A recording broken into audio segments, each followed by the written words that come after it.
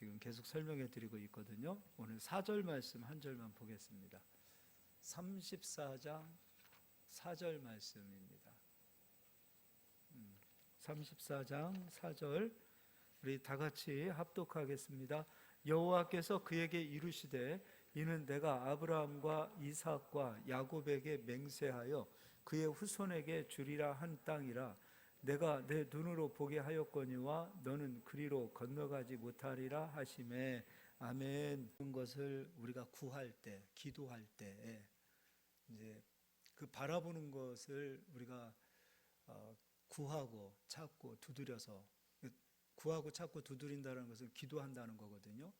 그 기도하는 것이 우리에게 이루어지기 위해서 우리가 꼭 정말 절대적으로 가져야 될, 품어야 될 마음이 있습니다. 그 마음이 오늘 이제 설교에 다 들어가 있거든요.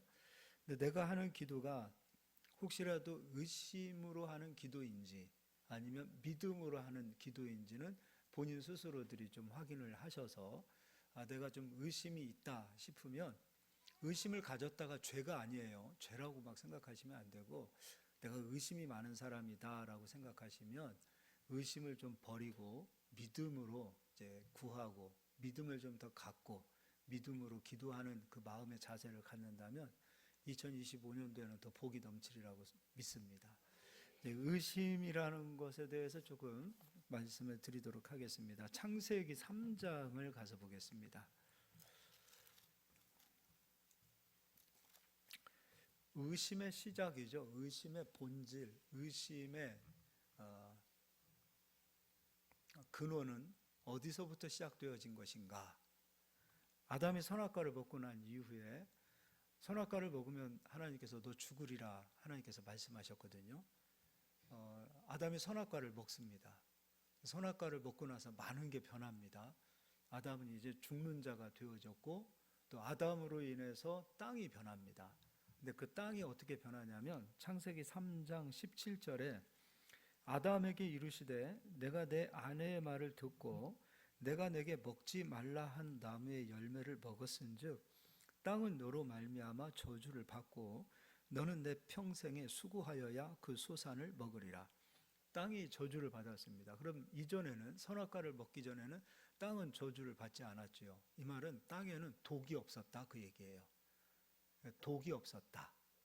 모든 것이 다 약이다, 선하다, 독이 없었다 이렇게 말할 수도 있겠죠. 그런데 땅이 저주를 받았다라는 것은 이제 땅이 독이 생기기 시작한 겁니다.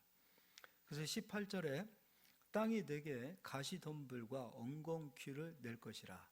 내가 먹을 것은 밭의 채소인즉 내가 흙으로 돌아갈 때까지 얼굴에 땀을 흘려야 먹을 것을 먹으리니 내가 그것에서 취함을 입었음이라. 너는 흙이니 흙으로 돌아갈 것이니라 하시니라.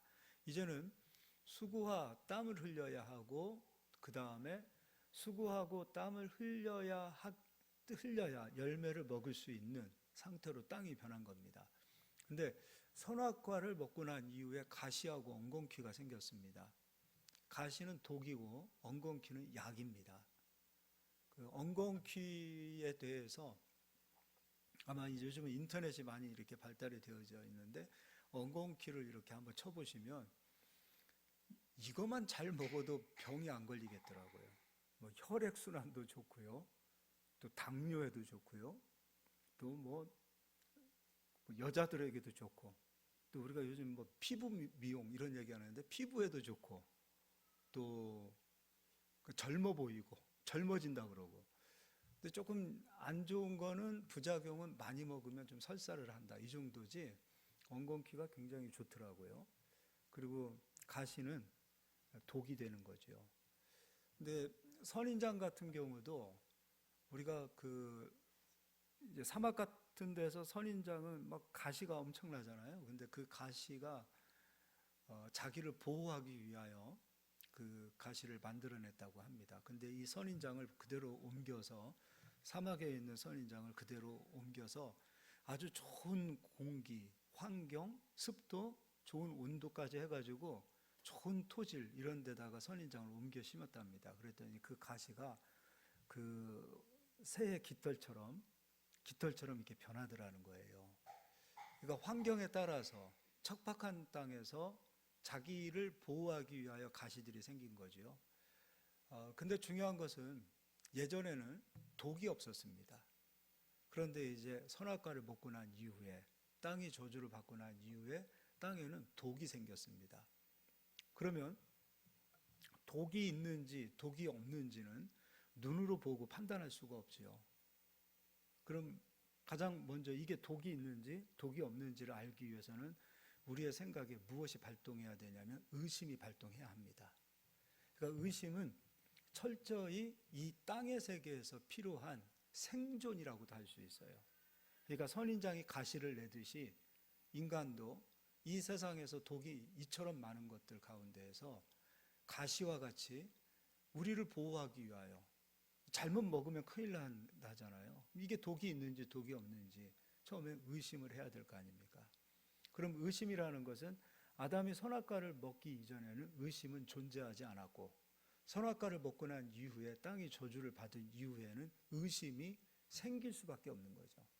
그러니까 의심이 왜 필요한가? 이게 독이 있는지 독이 없는지를 분별해야 하고, 그리고 그 의심은 더 나아가서 학문 세계를 만들어 놓습니다.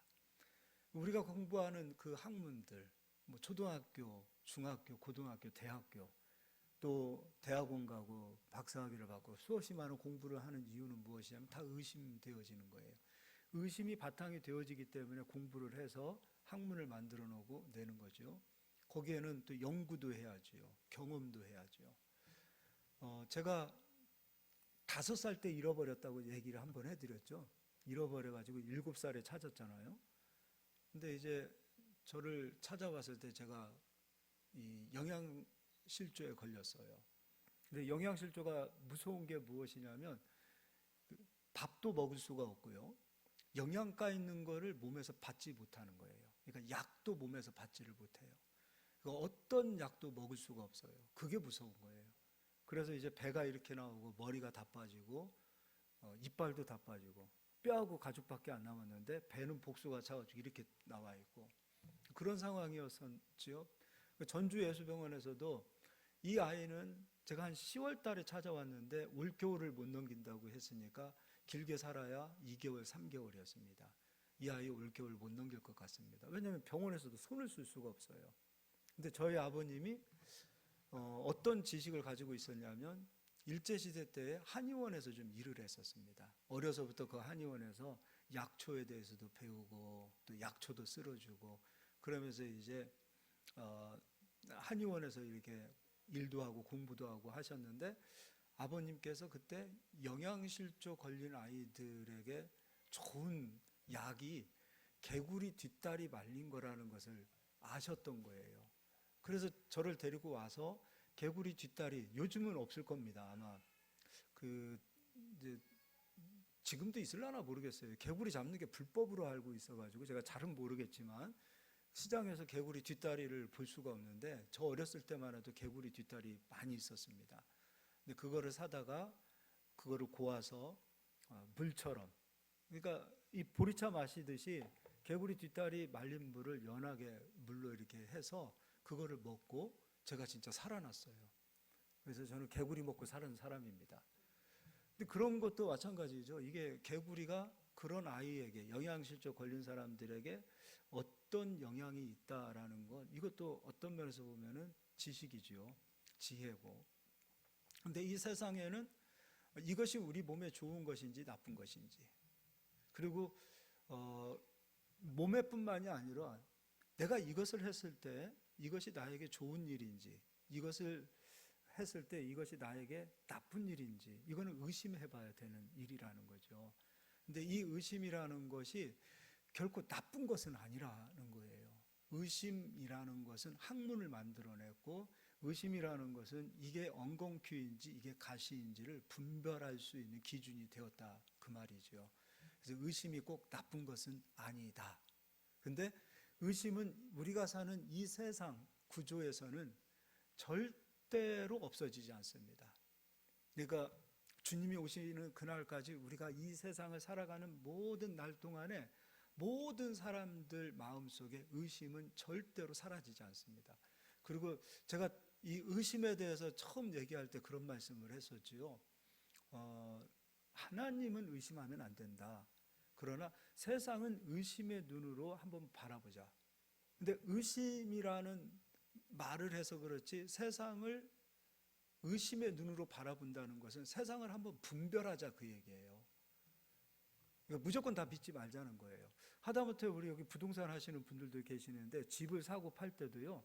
믿으니까 돈 주고 알아서 문서해줘. 그렇게 하지 않을 거예요. 철저하게 이게 계약서도 다시 한번 보고 문서도 다시 한번 보고 그리고 땅을 사더라도 여기에 집을 지을 수 있는 땅인지 아닌지 이런 거 다 확인하고 사야 되지요. 그런 거를 가리켜서 의심이 발동하는 거 아닙니까? 근데 다른 말로 그게 나쁘지는 않잖아요. 그게 중요한 거예요. 그런데 하나님 나라에 하나님을 만나기 위해서는 의심이 하나님을 만날 수 없는 장애물이 되어집니다. 그러니까 이 땅에서 의심은 너무도 필요한 거예요. 사망 세계에서 의심이라는 것을 가지고 있어야 학문이 만들어지고 의심이라는 것이 발동이 되어져야 더 나은 기술을 만들어낼 수가 있습니다. 그런데 하나님을 만나는 데 있어서는 이 의심이 하나님과 만나는 장애물이 된다. 그거를 기억하셨으면 좋겠습니다. 이제 4장도 가서 읽어드리겠습니다. 4장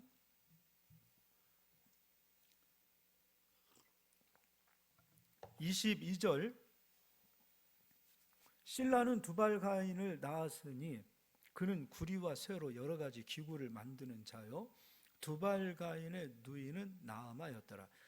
구리와 쇠로 여러 가지 기술을 만들었습니다. 이것도 마찬가지죠. 학문 세계에서 기술 그리고 문화 이런 것들이 발전해 가는 거지요. 이 사망 세계에서 가시와 엉겅퀴가 있기 때문에 또 수고와 땀을 흘려야 하기 때문에 어떻게 해서든지 수고와 땀을 덜 흘리고 농사 지을 수 있는 방법, 많은 것을 추수할 수 있는 방법, 그러기 위해서는 기구도 만들어야 되고 기술이 계속해서 개발되어져야 됩니다. 근데 인간이 만든 이 모든 선한 기술력은 선한 곳에만 쓰이지 않습니다. 두발가인이 만들었던 날카로운 이 기구는 날카로운 무기가 되어 또한 사람을 죽이기까지 합니다. 그 밑에는 23절 라멕이 아내들에게 이르되 아다와 실라여 내 목소리를 들으라. 라멕의 아내들이여 내 말을 들으라. 나의 상처로 말미암아 내가 사람을 죽였고 나의 상함으로 말미암아 소년을 죽였도다. 가인은 돌로 사람을 쳤지만 라멕은 두발가인이 만든 날카로운 기구로 사람을 죽였습니다. 기술이 발전하면 발전할수록 사람이 죽는 것도 너무도 쉽습니다. 예전에는 돌로, 칼로, 창으로, 활로 사람을 죽이는 수단이었다면 지금은 폭약으로 그리고 총으로, 미사일로, 폭탄으로 그리고 핵폭탄이라는 것도 지구를 몇 개 폭파하고도 남을 만한 핵폭탄이 지금 있다면서요. 기술이 발전하면 문화도 발전하고 기술력도 발전하지만 그와 반대로 또 사람을 해치는 무기도 발전하더라는 것입니다. 또 아이러니하게도 무기가 발전하면서 전쟁을 치르고 나면서 문명은 더욱더 많은 기술력을 갖게 되어지는 것도 보게 됩니다.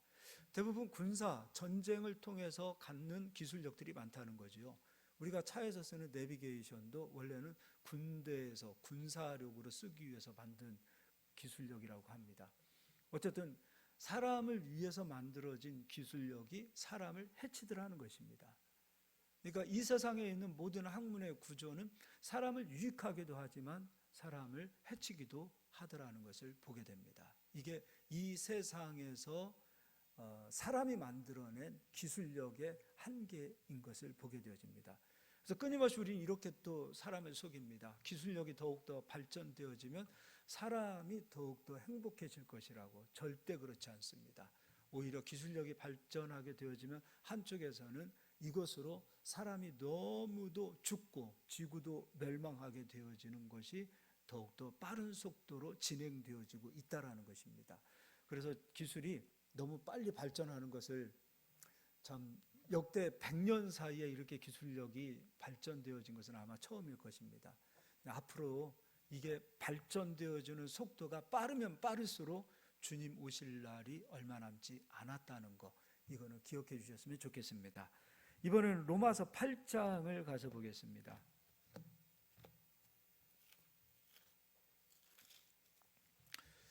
자, 우리가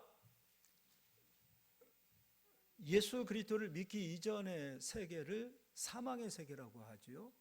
근데 그 사망의 세계는 아담이 선악과를 먹고 난 이후에 가시와 엉겅퀴가 만들어지고 땅이 저주를 받는 그 상태가 사망 세계 아닙니까? 그 사망 세계에서는 의심이 필요하고 그 사망 세계에서는 기술력을 만들어야 하기 때문에 학문이 필요합니다.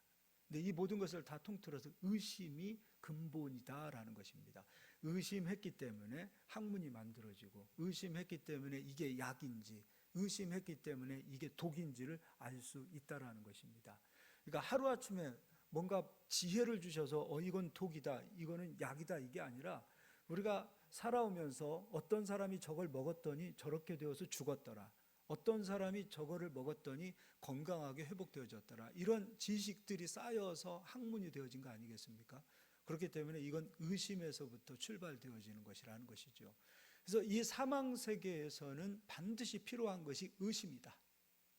의심. 우리가 세상 사람들을 대할 때, 제가 예수님께서 이 말씀하셔요. 제발 좀 지혜로워라.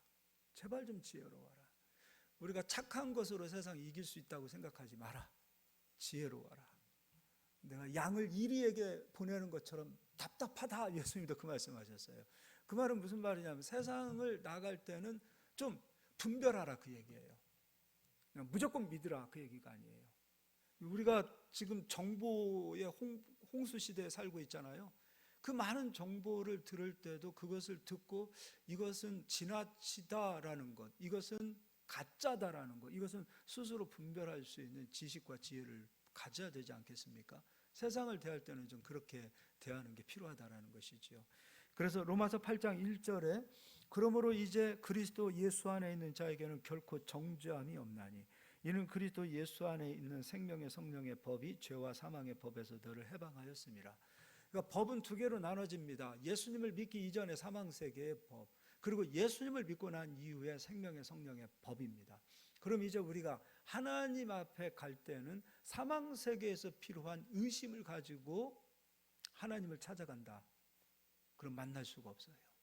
하나님을 만나기 위해서는 사망 세계에서 필요한 의심을 버리고 믿음으로 가야 돼요. 그러니까 하나님과 우리 사이에 교제할 수 있는 언어는 무엇이냐면 믿음이에요. 그러니까 하나님 나라에는 의심이 필요 없잖아요. 거기에는 가시와 엉겅퀴가 없잖아요. 거기에는 독이 없단 말이에요. 거기는 사망이 없어요. 거기는 저주가 없어요. 거기는 아픔이 없어요. 어둠이 없어요. 하나님 나라 세계에는 빛이 존재하는 거죠. 심지어 그 빛도 하나님이 빛이십니다. 해와 달과 별이 필요 없는 그 빛, 하나님 자체가 빛 아니겠어요? 근데 그곳에서는 의심이 필요 없다, 그거예요. 근데 우리가 하나님을 찾을 때 하나님을 이 사망 세계에 있는 신으로 생각해서 의심을 가지고 하나님 앞에 가게 되어진다면 하나님을 찾을 수도 없고 만날 수도 없고, 아무리 우리가 힘을 다하고 막 목숨을 다하고 기도한다 하더라도 사망 세계의 언어라는 사망 세계에서 필요한 이 의심을 가지고 하나님 앞에 나가게 되어지면 하나님은 만나 주실 수도 없고 응답해 주실 수도 없다, 이겁니다. 의심은 철저하게 이 세계에 필요한 언어입니다. 그리고 이 세계에서 나를 보호하기 위한 가시와 같은 것입니다. 아까 선인장 얘기했잖아요. 그 척박한 땅에서는 날카로운 가시가 되지만 좋은 환경으로 데리고 왔더니 정말 부들부드러운 깃털과 같은 그 가시가 그렇게 변하더라는 것입니다. 이와 같이 우리가 하나님 세계 안으로 들어가려면, 또 하나님을 만나려면, 그리고 하나님과 소통하려면, 하나님과 교제하기 위해서는 무엇이 필요한가? 바로 믿음이 필요합니다. 근데 이 땅에서 필요한 의심을 가지고 자꾸 하나님께 가는 거예요. 그렇게 되어지면 하나님 안에는 의심이 필요 없잖아요. 생명, 영생만 거하는 그 땅에, 그곳에 우리가 의심을 가지고 들어가게 되어지면 레위기서에서 말씀하신 것처럼 부정한 것을 가지고 하나님 성전에 들어가는 것과 똑같다라는 것이에요. 그래서 우리가 하나님을 찾을 때 절대적으로 필요한 것은 의심이 아니라 믿음이다 이겁니다. 그래서 그 뒤에는 이렇게 얘기하고 있어요. 3절에 율법이 육신으로 말미암아 연약하여 할 수 없는 그것을 하나님은 하시나니 곧 죄로 말미암아 자기 아들을 죄 있는 육신의 모양으로 보내어 육신의 죄를 정하사. 자, 이제 하나님께 나아가기 위하여 하나님께 기도할 때 절대적으로 두 가지가 필요한데 이 두 가지는 일평생 잃어버리지 않았으면 좋겠습니다. 첫 번째, 이사야 59장 1절 2절 찾지 마시고요, 하나님과 우리 사이에 막혀있는 것이 있답니다. 그러면서 하나님께서 내가 손이 짧아서 너희를 건지지 못하는 것도 아니고 귀가 둔하여 못 듣는 것도 아니다. 하나님과 너희 사이에 막혀있는 것이 있는데 그것이 바로 죄다, 그 얘기를 하고 있습니다. 그러니까 우리가 죄를 가지고 있는 이상, 우리가 죄인인 이상 하나님은 우리의 기도를 들어주실 수 있다 없다? 없다 이겁니다.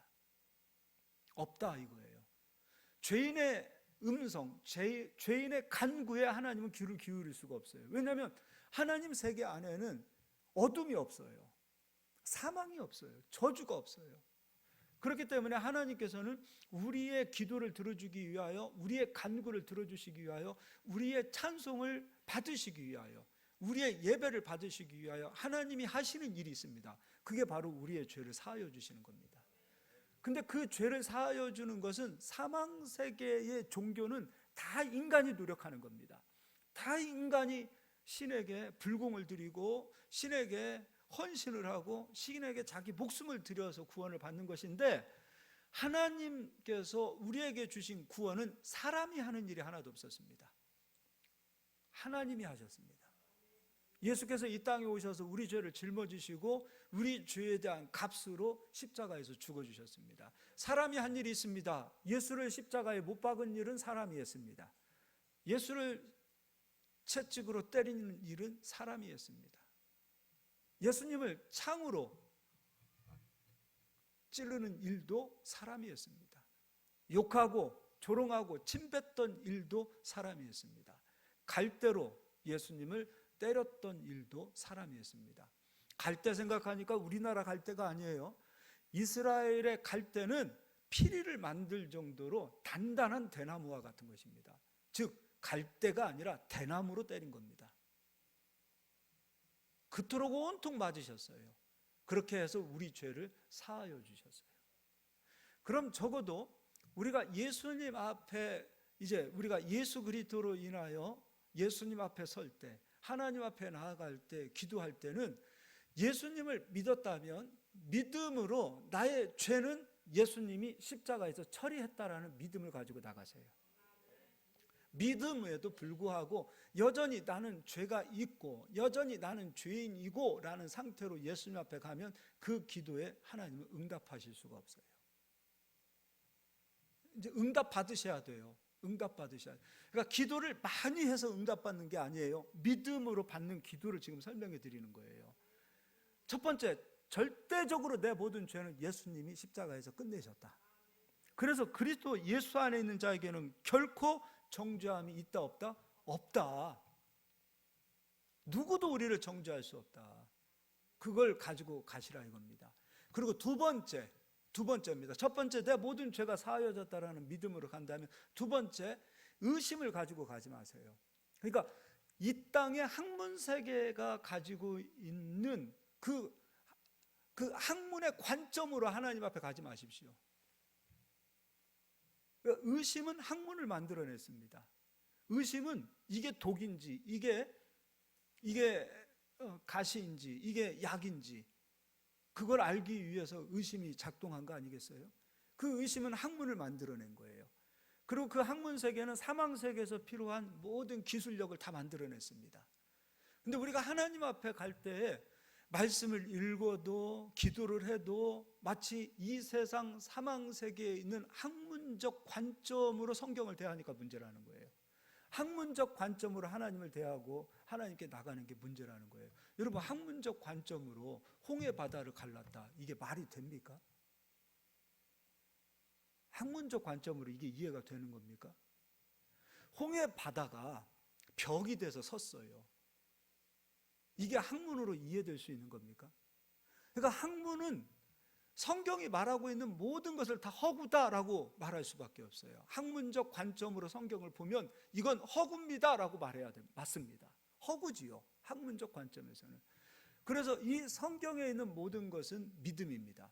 여러분, 성경도 못 믿으면서 하나님을 믿어요?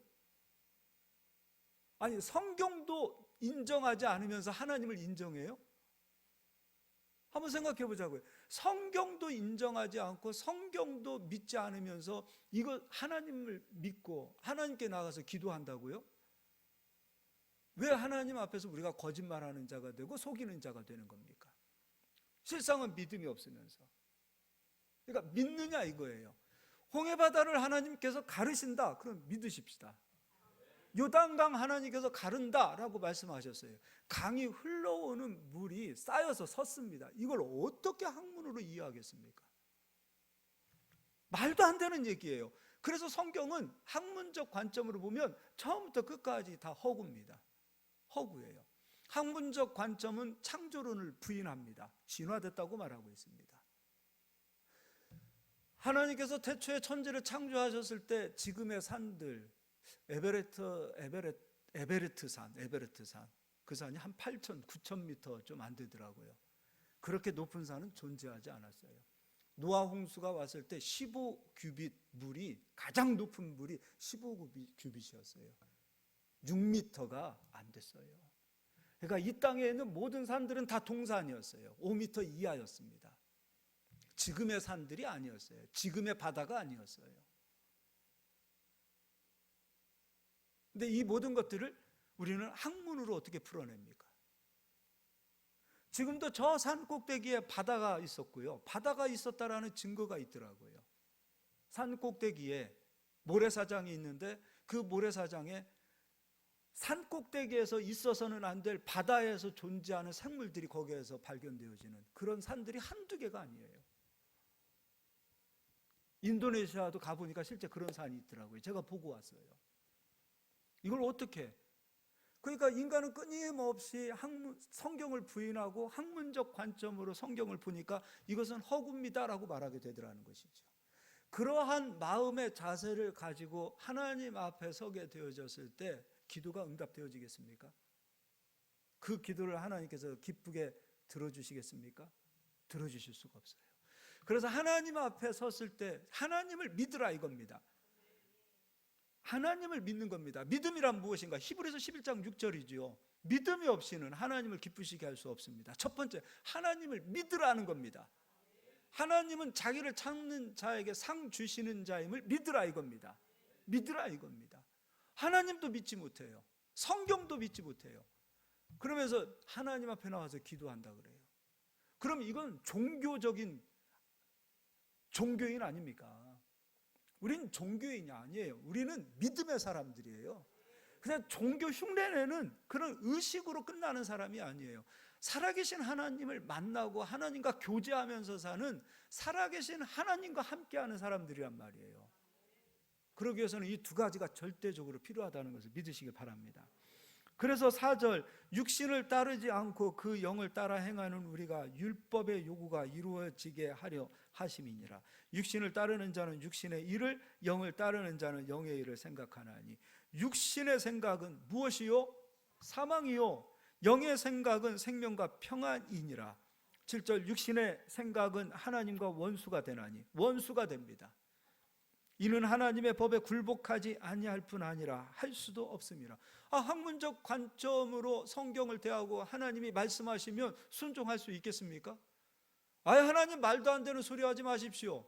여리고성을 하나님께서 돌라 하셨을 때도 학문적 관점으로 의심을 가지고 하나님 앞에 대했다면 하나님 말 같지도 않은 소리 하지 마십시오. 차라리 우리 보고 목숨 걸고 싸워서 여리고성을 점령하라고 하십시오. 이렇게 해야 되는 거 맞지 않습니까?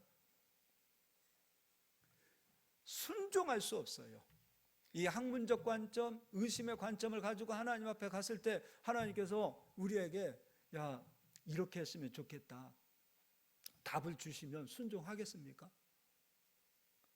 하나님께서 우리에게 답을 주시면 아멘 하겠습니다, 순종하겠습니다 하겠어요?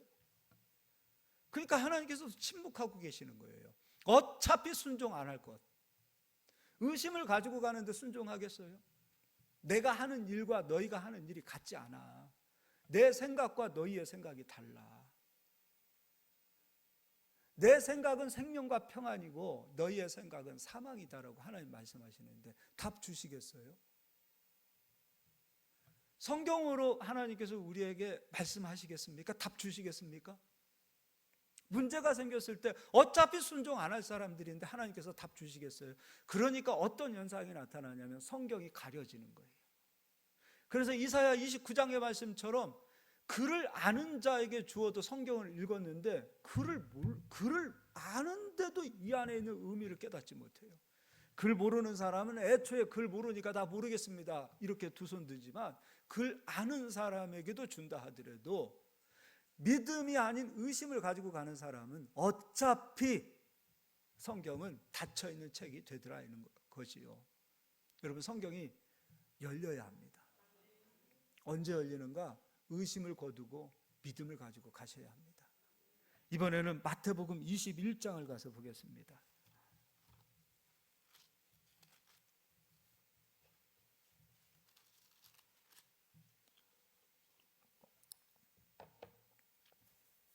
(21장) 13절 읽어드리겠습니다. 예수님께서 성전에서 매매하는 자, 비둘기 파는 자, 장사하는 사람들을 다 쫓아내셨어요. 그러고 나셔서 예수님께서 이 말씀하셨어요. 이 성전은 기도하는 집이다. 13절 그들에게 이르시되 기록된 바 내 집은 기도하는 집이라. 성전은 기도하는 집이라. 성전은 하나님과 우리가 소통하는 겁니다. 여러분, 기도는 하나님과 우리가 소통하는 거예요. 무엇으로 소통해야 돼요? 믿음으로. 믿음으로. 기도는 소통하는 거라고 그랬어요. 믿음으로 소통하는 겁니다. 그러고 나서 예수님께서 성 밖을 떠나서 베다니로 옮기셔서 성 밖에 나오셔서 베다니라는 동네로 들어가셔서 거기서 하룻밤을 유합니다. 그리고 다시 다음날 성으로 들어오셨을 때 제자들은 다 잊고 있었어요. 근데 예수님은 아직도 성전은 기도하는 곳이다. 예수님은 그것을 제자들에게 가르쳐주고 싶으셨던 거예요. 제자들은 잊고 있었어요. 어제 예수님 하셨던 그 말씀을 다 잊고 있었어요. 근데 예수님은 아직도 끝난 게 아니에요. 다음 날에도 기도가 무엇인지를 가르쳐주고 싶으셨던 거예요. 그래서 성 안으로 들어가셨을 때에 기도를 가르쳐 주시기 위하여 무화과 나무를 사용하셔서 기도를 가르쳐 주십니다. 이제 18절에 이른 아침에 성으로 들어오실 때에 시장하신지라 길가에서 한 무화과 나무를 보시고 그리로 가사 잎사귀밖에 아무것도 찾지 못하시고 나무에게 이르시되 이제부터 영원토록 내가 열매를 맺지 못하리라 하시니 무화과 나무가 곧 마른지라. 근데 이 상황, 이 시기적으로는 무화과 나무가 지금 열매 맺는 시기가 아니에요. 무화과 나무는 아무 잘못도 없어요. 단지 예수님에게 쓰임 받는 하나의 도구로 선택되어진 겁니다. 그래서 20절 제자들이 보고 이상히 여겨 이르되 무화과 나무가 어찌하여 곧 말랐나이까. 예수님께서 영원토록 내가 열매를 맺지 못하리라 말씀하셨잖아요. 예수님의 말씀이 생명이잖아요. 예수님의 말씀이 영이요 생명이잖아요. 말씀대로 되는 거예요. 말씀대로. 그래서 20절에 제자들이 보고 이상히 여겨 이르되 무화과 나무가 어찌하여 곧 말랐나이까. 예수께서 대답하여 이르시되 내가 진실로 너희에게 이르노니 만일 너희가 믿음이 있고 의심하지 아니하면 이 무화과 나무에게 된 이런 일만 할 뿐 아니라 이 산더러 들려 바다에 던져져라 하여도 될 것이요. 믿음에 대해서 가르쳐 주시고 기도에 대해서 끊임없이 가르쳐 주시는데 그 기도를 핵심 있게 가르쳐 주셔요. 믿음이 있고 의심하지 아니하면. 믿음은 생명의 성령의 법 안에 있는 하나님과 소통하기 위한 언어이고, 의심은 사망세계에서 필요한, 절대적으로 사망세계에 필요한 사망세계의 생명입니다. 의심은 사망세계에서 꼭 필요한 생명과도 같은 거예요. 학문을 만들어낸 거 아닙니까? 의심했기 때문에 이게 엉겅퀴가 약인지 가시가 독인지를 분별하더라 이거죠. 그런데 그 의심을 가지고 하나님 앞에 설 수 없다 이겁니다. 사망 세계에서 필요한 의심을 가지고 오지 말라 이겁니다. 생명의 성령의 세계, 하나님 나라에서 절대적으로 필요한 이 믿음을 가지고 하나님을 보라 이겁니다. 믿음이란 무엇인가? 의심을 버리는 겁니다. 사망 세계의 언어를 가지고 오지 않습니다. 이게 바로 믿음입니다. 일방적으로 무조건 믿으라, 일방적으로 가스라이팅 당하라, 그 얘기가 아닙니다. 하나님을 좀 이렇게 믿으시라 이겁니다. 사람에게 가스라이팅 당하지 마세요. 목사 말에 가스라이팅 당하지 마세요. 사람 말에 가스라이팅 당하지 마세요. 그 말은 무슨 말이냐면 무당 말에 가스라이팅 당하고 점쟁이 말에 가스라이팅 당하는 거하고 똑같습니다. 저도 하나님에게 나아갈 때 의심 없이 나가야 되고 우리 성도님도 하나님께 나아갈 때 의심 없이 나가야 됩니다. 목사의 말을 신뢰하지 말라 그 얘기예요. 사람의 말을 신뢰하지 말라 그 얘기예요. 말씀을 신뢰하고 하나님을 신뢰하라 이겁니다. 저도 하나님을 신뢰하고 저도 말씀을 신뢰하고 나가야 된다 이겁니다. 여러분, 사람은 믿음의 대상이 아니에요. 저 목사인데 우리 목사님이 자기를 신뢰하지 말아요. 신뢰하지 마세요. 사람은 신뢰의 존재가 아니에요. 오직 우리가 의심 없이 가야 될 대상은 하나님이십니다. 그리고 성경 말씀입니다. 사람은 변하는 겁니다. 저도 변할 수 있는 사람이에요. 모든 사람은 믿음의 대상이 아니라 이겁니다. 그런데 신천지에 빠지고 이단에 빠지고 사이비에 빠지고 점쟁이 말에 빠지는 사람들 왜 그렇습니까? 뭐에 빠지는 겁니까? 사람에게 빠지더라 이겁니다. 우리는 빠지지 않도록 하나님께서 법을 주셨어요. 이 말씀이 있고 하나님이 계시는데 하나님보다 성경보다 사람 말을 더 신뢰해요. 에스겔 13장에 이사야 8장 9절에도 분명하게 선지자가 말씀을 전하는데 하나님의 이름을 가지고 예언을 하는데 그 예언이 기록되어진 말씀과 맞지 아니하면 그는 내가 보낸 선지자가 아니라 거짓말하는 거짓 선지자라고 말씀하고 있어요. 사람은 믿음의 대상이 아닌 거예요. 믿음의 대상은, 따라서 합시다. 믿음의 대상은 오직 성경, 오직 예수, 오직 하나님입니다. 왜 우리 사람에게 가스라이팅 당하는 겁니까? 성경에 맞지 않는 얘기를 하는 거기에 여러분 마음을 뺏기지 마세요. 제가 아는 스님이 점을 기가 막히게 치는 스님이 한 분 계셔요. 점을 기가 막히게 치는 그러니까 스님도 점을 보더라고요. 근데 그분이 하는 얘기가 있어요.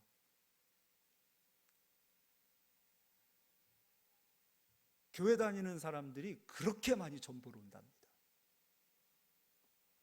교회 다니는 사람들이. 교회 다니는 사람들이 그렇게 점쟁이를 찾는답니다. 지금 이게 이게 나라가 지금 어떻게 되겠습니까? 이게 지금 한국교회가 지금 어떻게 돼가는 거예요? 그렇게 문제가 생기고 어려운 일이 있으면 점쟁이를 찾는답니다. 지금 이게 하나님을 지금 그러면 그분들은 점쟁이에게도 가고 스님에게도 가고 점치러도 가고 그렇다면 교회 와서 예배 드릴 때도 그 사람들은 하나님을 뭐로 생각한 거예요? 하나님을 귀신하고 동급으로 여겨놓은 거 아니에요? 진짜 이러면 안 되는 거예요. 점도요, 12지간을 보고 이 모든 것도요 다 의심에서 출발되어진 학문에서 만들어진 거예요. 저도 점치라면 할 수 있어요. 여러분들이 사주 그거 가져오시고 하면 저도 이거 풀어낼 수 있어요. 그건 다 공식이 있단 말이에요. 다 학문이 있단 말이에요. 왜 인간이 이렇게 무지해진 겁니까?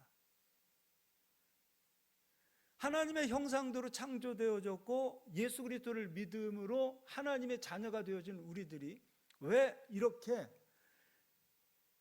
우리가 이렇게 망가질 수 있는 거예요? 왜 우리가 이렇게 정말로 저급한 신앙으로 이렇게 빠지는 이유가 뭡니까? 하나님을 자꾸 의심으로 대하는 거예요. 믿음이 아니라 의심으로 대하는 거예요. 바알 우상으로 대하고 아세라 우상으로 대하고 금송아지 우상으로 대하고 있는 우리들의 모습이기에 우리가 하나님 앞에 왔을 때 자꾸 믿음이 아니라 의심으로 가기 때문에 우리의 신앙이 괴물이 되어지는 것은 아닌가, 이런 생각을 해봅니다. 물론 우리 부르심 교회 성도님들은 그런 분들이 없을 거라고 믿습니다.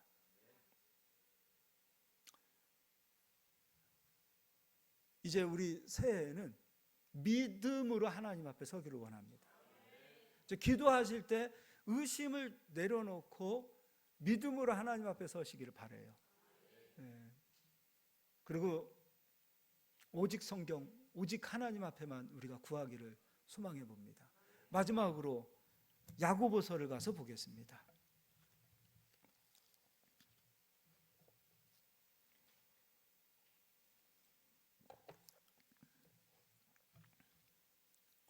야고보서 1장 5절입니다. 너희 중에 누구든지 지혜가 부족하거든 모든 사람에게 후히 주시고 꾸짖지 아니하시는 하나님께 구하라. 그리하면 주시리라. 근데 예수님께서 우리에게 기도를 가르쳐 주셨네요. 믿고 의심하지 아니하면 이렇게 되리라. 그리고 그 뒤에 제가 이거를 진짜 빼먹었습니다. 죄송합니다. 마태복음 21장 22절 한 번만 다시 돌아가겠습니다. 찾지 마시고 한번 띄워주실래요? 21장 22절입니다. 우리 다 같이 한 목소리를 읽어보겠습니다. 스크린 보면서 너희가 기도할 때에 무엇이든지 믿고 구하는 것은 다 받으리라 하시니라. 어떨 때요? 믿고 의심하지 않을 때. 인간 세계에 필요한 학문적인 관점, 인간 세계에 필요한 의심을 가지고 가는 것이 아니라 하나님 나라에 필요한 언어, 믿음을 가지고 하나님 앞에 나아가 기도할 때, 여기 보세요. 이런 말씀이 있어요. 무엇이든지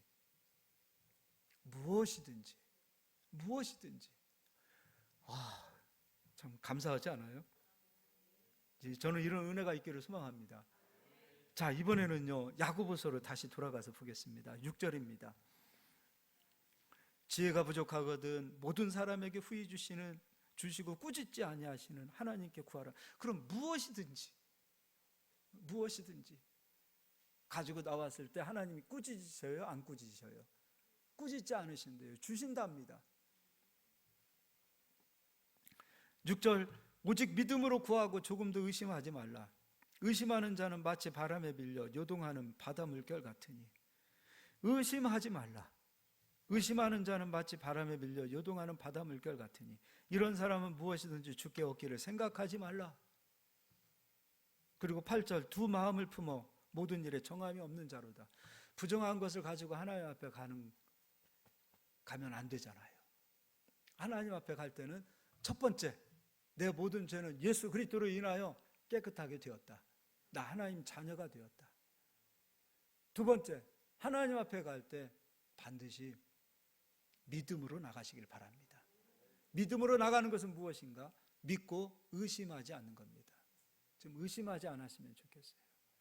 사단이 주는 의심의 생각을 받아들이지 않기를 바라요.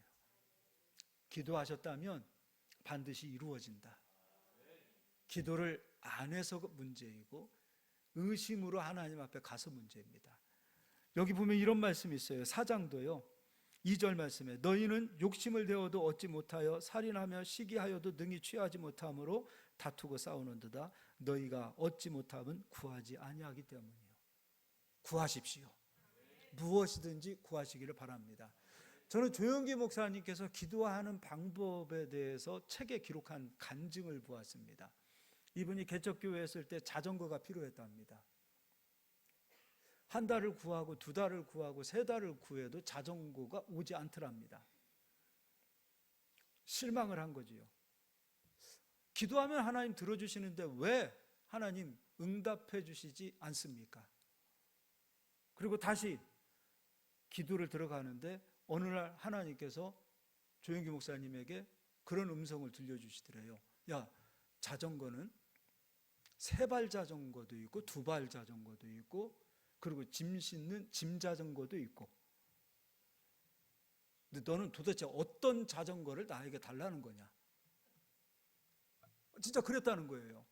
그래서 조영기 목사님께서 시내로 가서 자전거포에 들어가셔서 어차피 내 능력으로 살 수 없는 자전거, 제일 좋은 자전거가 어딨나 이렇게 살펴보았더니 제일 좋은 자전거가 딱 전시되어져 있더라는 거예요.